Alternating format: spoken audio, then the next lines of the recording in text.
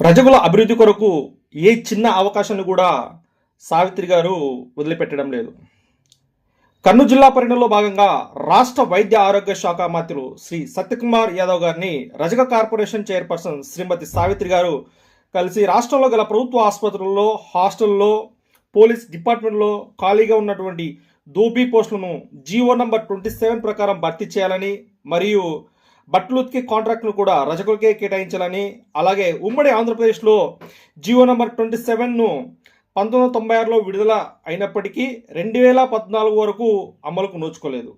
2014లో తెలంగాణ రాష్ట్రం ఆవిర్భవించిన తర్వాత జీవో నంబర్ 27కు అనుగుణంగా జీవో నంబర్ 102ను విడుదల చేసి ఈ జీవోను ప్రస్తుత తెలంగాణ ప్రభుత్వం అమలు పరుస్తూ ఉత్తర్వులు జారీ ఇచ్చారు.